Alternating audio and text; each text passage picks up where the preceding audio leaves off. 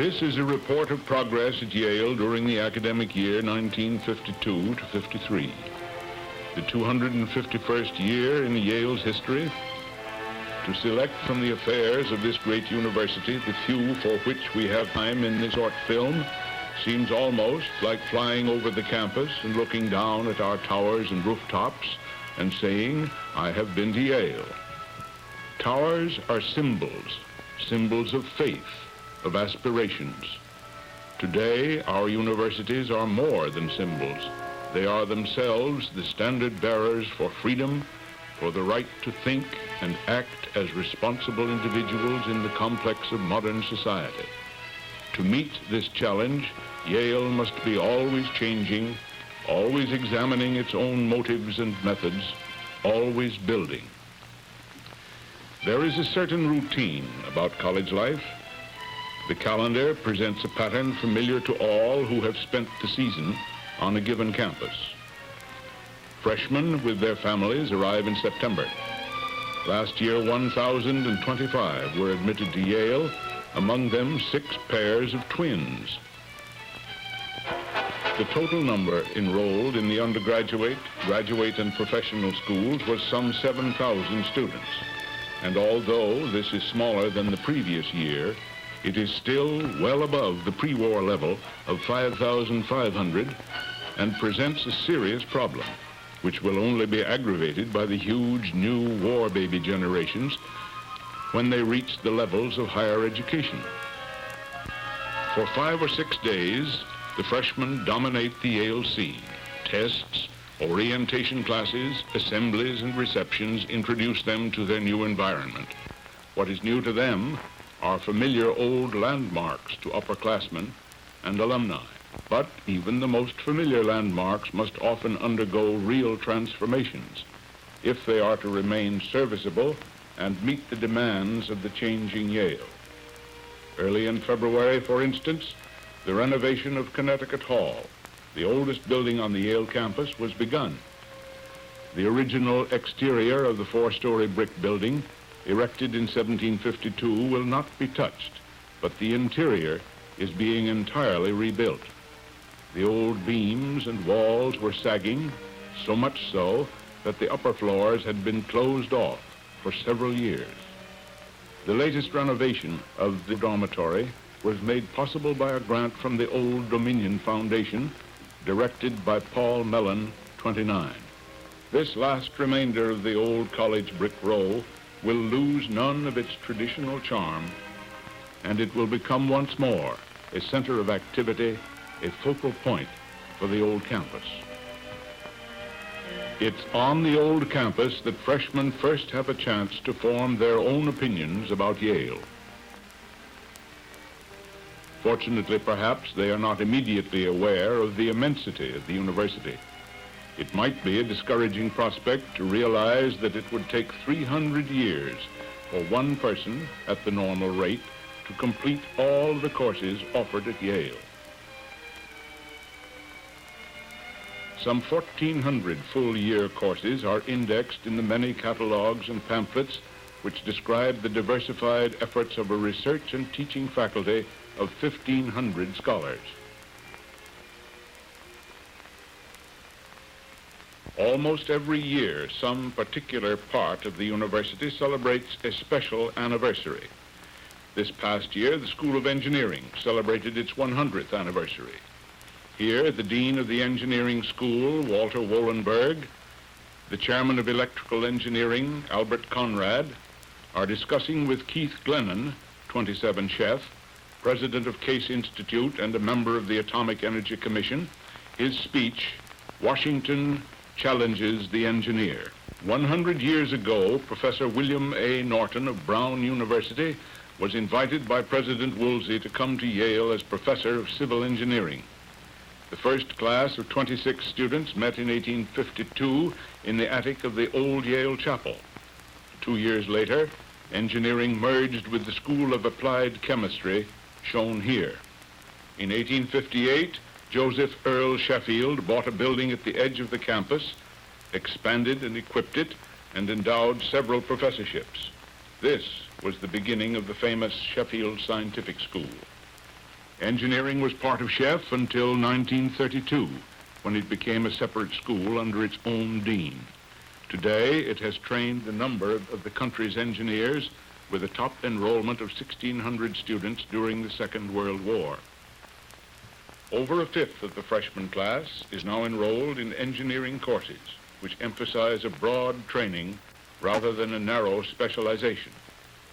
Faculty and students are continuously engaged in important research, which in the past 5 years has included 31 major research projects for both government and industry.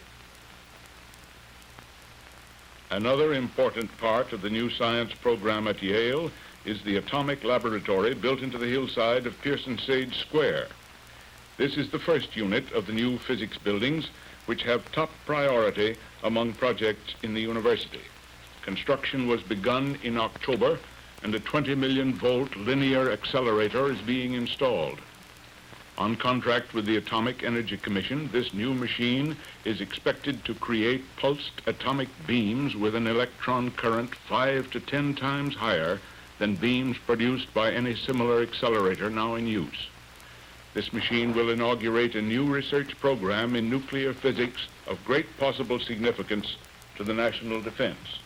The Atomic Laboratory represents the first addition to our science facilities since 1922, and the first to our physics laboratories in almost half a century. Here is merely a fraction of the extraordinary construction necessary to harness and record the gigantic impulses spawned by the accelerator. This door, 4 feet thick and weighing 30 tons, was especially developed by Yale engineers. It moves with the touch of a hand.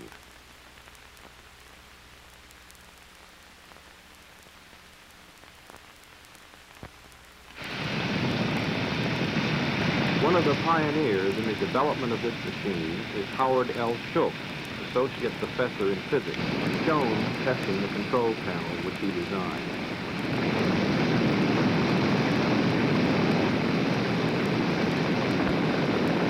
Early in November, the cornerstone was laid of another important building. This new art gallery and design center was inaugurated with a ceremony at which the Glee Club sang, Mr. Wilmarth S. Lewis and President Griswold spoke, and Mrs. Paul Moore, assisted by the late director, Professor John Marshall Phillips, laid the stone for the donors. For many years, Yale was the only college in this country to have an art gallery. The first gallery was built in 1832 to exhibit historical paintings of the Revolution by Colonel John Trumbull. In 1864, Augustus Russell Street gave funds for this building, another gallery and art school, and in 1928, a new gallery was joined to Street Hall. The increasing size and importance of the Yale collections and the growing needs of the professional schools in art have again demanded additional space. This building has caused much comment, the inevitable fate of all creative projects. Views of older landmarks provide sharp contrasts with such a new design as the type of ceiling first tried here. This reinforced concrete makes use of hollow tetrahedrons to form both ceiling and floor in one unit. With this system, mechanical facilities and lighting devices can be easily installed and concealed. Imagination and invention distinguish Yale's current building activity.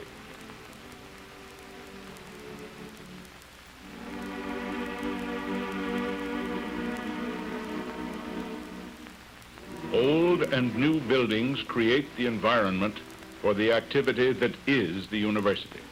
The residential colleges this past year have assumed a new position in Yale's teaching.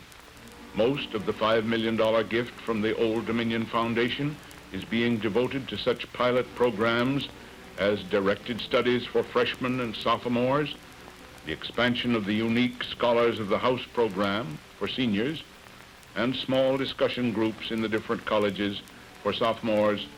These seminars, constituting a tutorial system, conducted by fellows of the colleges in an informal environment, are new in Yale teaching and are evidence of the desire to give more and more attention to the individual student. Here, for instance, in Jonathan Edwards College, an intensive seminar for students majoring in the humanities meets every week in the Fellows Room of the college. 2 historians, a member of the English department, 2 historians of art, a historian of music, participate in conducting the seminar. 6 professors for a class of 12 students, with at least 5 of the teachers and all of the students present at every meeting. The students prepare and conduct the discussion under faculty supervision, and the entire group debates the results.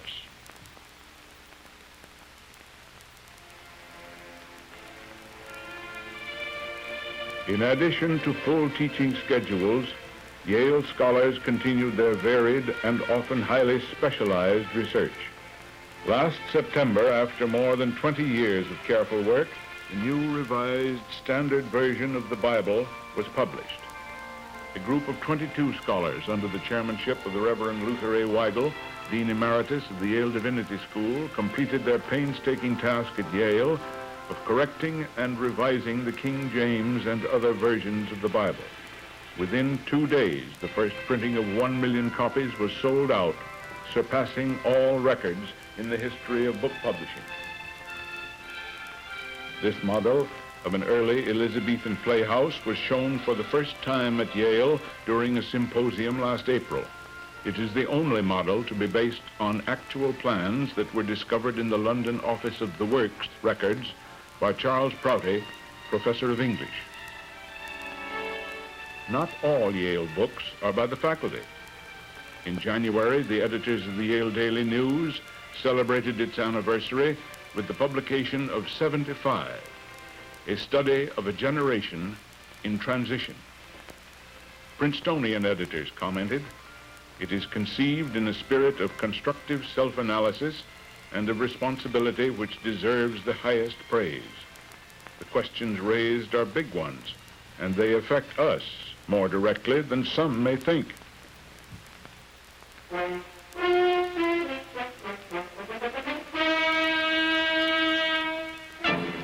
Major discoveries of an entirely different nature were accomplished by a scientific investigation of the Humboldt Current off the western coast of South America. Daniel Merriman, director of the Bingham Oceanographic Laboratory and master of Davenport College, supervised the project, which was sponsored by Wendell W. Anderson of the class of 22. The expedition began successfully in British Guiana, where Edward Migdalski caught a huge specimen of Arapaima gigas, a primitive type of fish known as the world's largest freshwater fish. But New Haven is not situated in the tropics, and we all remember its own peculiar type of climate. In January, an ice storm wrecked the old campus even more thoroughly than an old-time riot. Power lines in the city were knocked out for several days. Many of the old elms were destroyed or badly damaged. Student photographers were out, as was the audio-visual film team before the storm was over. But the damage, which then seemed catastrophic, is hardly noticeable today.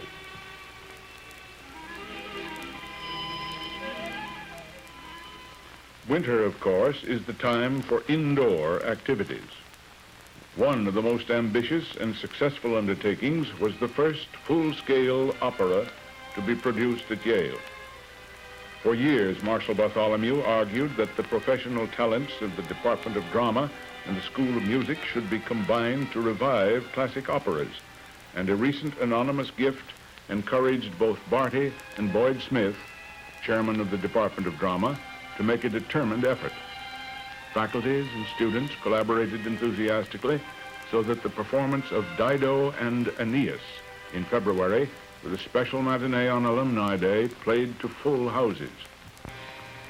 Grief increases by concealing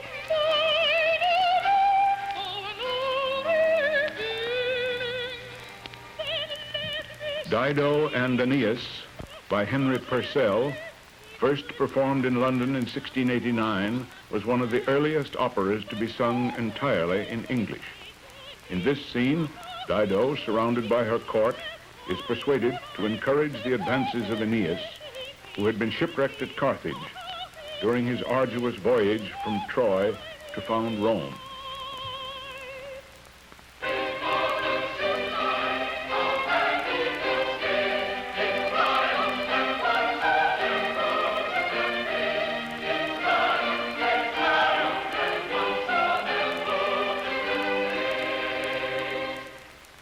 For the past 2 years, the climax of Alumni Day in February has been the President's speech and the award of the Yale medals in recognition of outstanding service to Yale.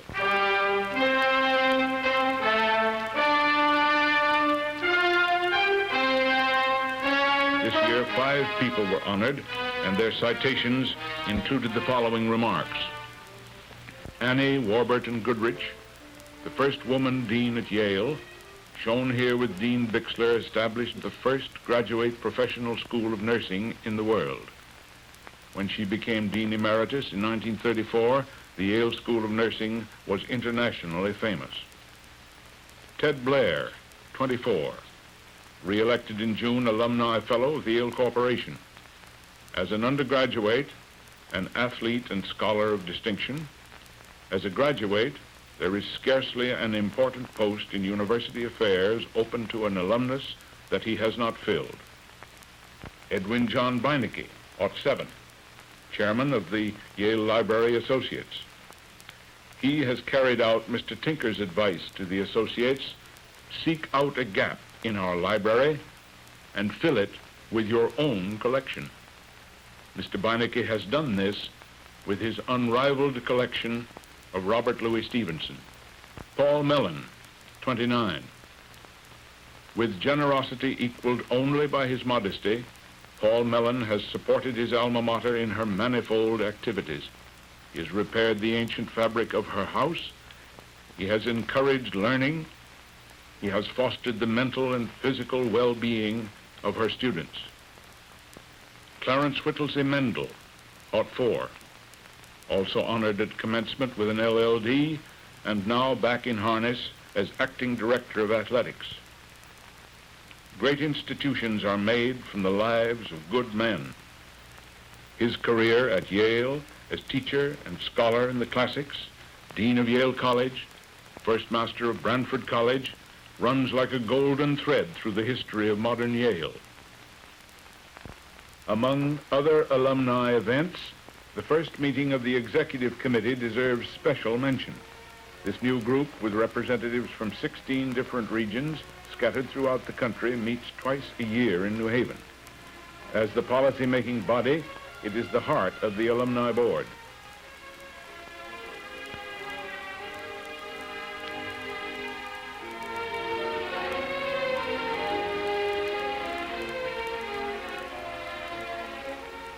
In the evening, after the meetings, members of the committee dine in the colleges where they meet afterwards with students from their own localities.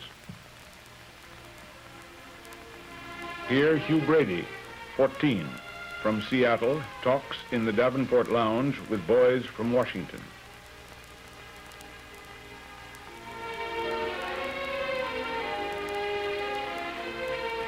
Two national awards distinguished alumni achievements. At the American Alumni Council's conference early in the summer, the Yale Alumni Fund won a special recognition for its 3rd successive $1 million campaign. Honorable mention in the Sibley Award for Outstanding Journalism among the nation's top alumni magazines was given to Yale for the 3rd straight year. A special editorial award also went to the magazine's editors for their report on Mrs. Yale, 37. Certain highlights in sports will also be remembered. November 22nd, Soldiers Field, Cambridge, Massachusetts. We're in the 3rd period, and Yale leads Harvard 34-0. Ed Malloy, number 18, the quarterback, goes back. He's looking for a pass downfield and throws it. It's a long, long heave. Complete to Ed Woodson, Yale's great end, who's going all the way for another Yale touchdown. The play covering 52 yards. Now the extra point. Watch Yale's right end, number 99, Charlie Yeager. He's bumped. He's going outside and looking for that pass. Malloy throws to him, and Yeager takes it complete as he stumbles over the goal line. Charlie Yeager, Yale's manager, the first manager in football history ever to score a point for his team. In swimming, Yale had another undefeated season in dual meet competition. And Bob Kippett's men also won the team title in the Eastern NCAA and AAU championship. In lane 1 is Jimmy McLean, one of Yale's many Olympic team members, as he strokes his way to the 440-yard freestyle crown in the AAU. Note the powerful arm and leg action, long a Kippett's trademark. In this meet, McLean became one of the few swimmers in history to ever win 3 individual titles.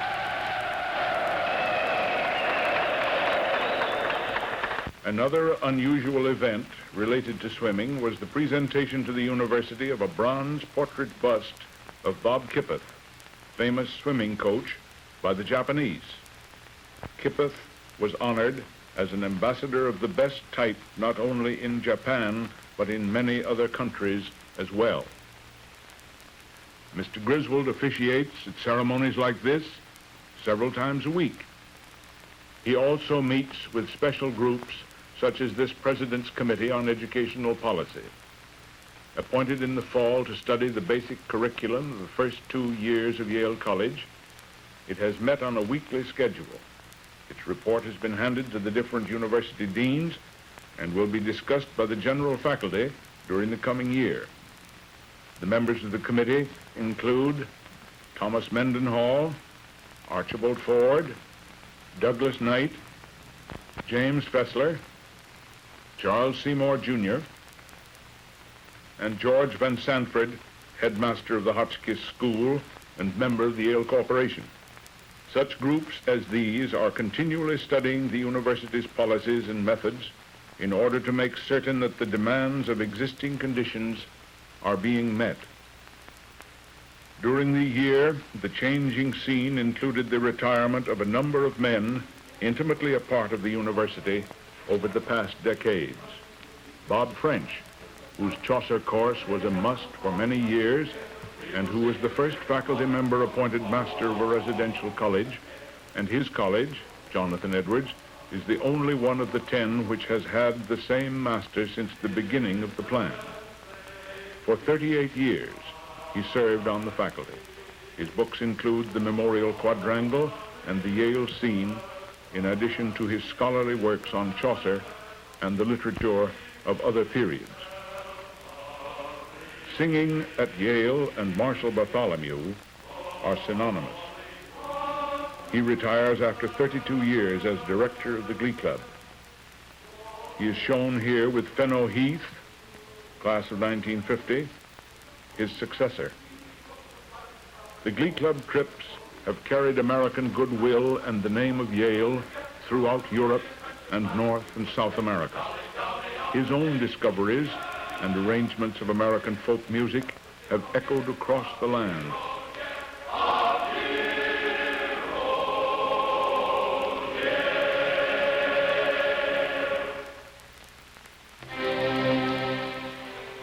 Music at Yale is losing another bright star.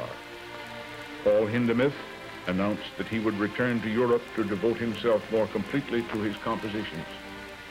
One of the outstanding composers of our time, he is shown here as he began work on a sonata dedicated to Yale in recognition of his 12 years here as professor of musical theory.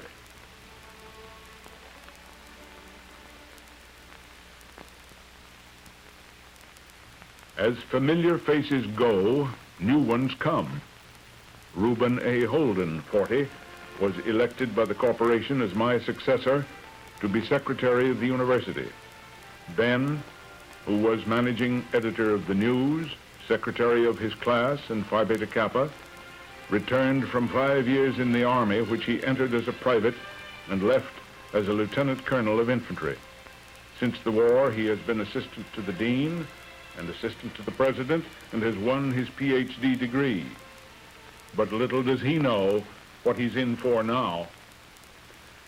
An unusually heavy turnover among the masters of the residential colleges brings both new and familiar faces to these increasingly important positions. Frank E. Brown, Thatcher Professor of Latin, succeeds Bob French as Master of Jonathan Edwards. Widely known as a classical scholar and archaeologist, Frank spent 4 years during the war in the Near East and then acted as director of the Classical School of the American Academy in Rome. Sidney Lovett, the university chaplain for more than 20 years, will be master of Pearson College. Uncle Sid has been tireless in his participation in almost every university event, in civic, religious, and humanitarian organizations. He has been particularly instrumental in the renewed religious activities on the campus. The new master of Silliman College is Luther Noss, professor of music and university organist. His musical abilities had already earned him positions before he joined the Yale faculty in 1939. He was promoted to professor of music in 1949 and has been chairman of the music department for the past 3 years. The fourth college to receive a new master is Timothy Dwight. He is Thomas G. Bergen, professor of Romance languages and literature. An author, an editor, he is particularly well known as an expert on Dante. His familiarity with infernos should make his new job much easier. The master of a college must be prepared to meet all kinds of unexpected problems.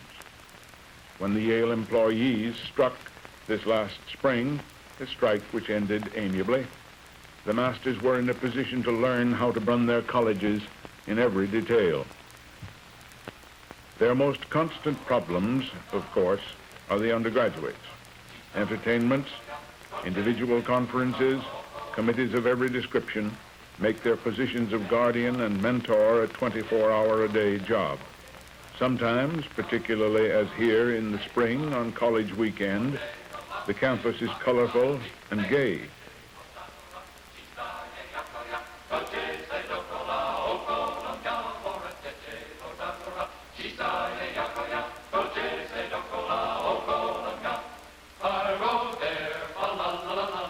Special events, such as the Cup competition, test rival college teams.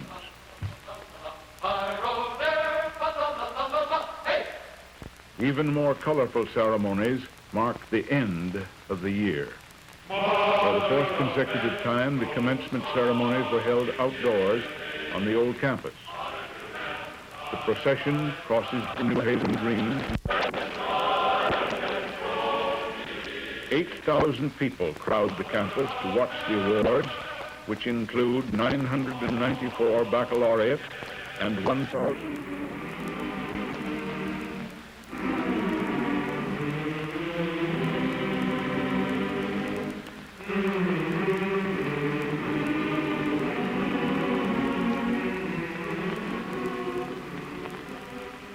Representatives of the different groups come to the platform to receive the diplomas, which are later given to the students during ceremonies in each of the colleges or professional schools. Here, Basil D. Henning, master of Saybrook College, is handing diplomas to his seniors.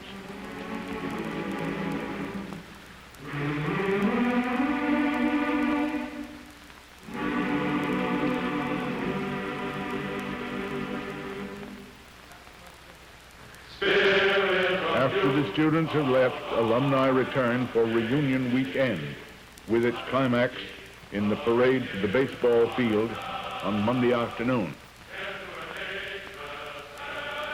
President Seymour's classmates in 1908 give him and Mrs. Seymour a special cheer.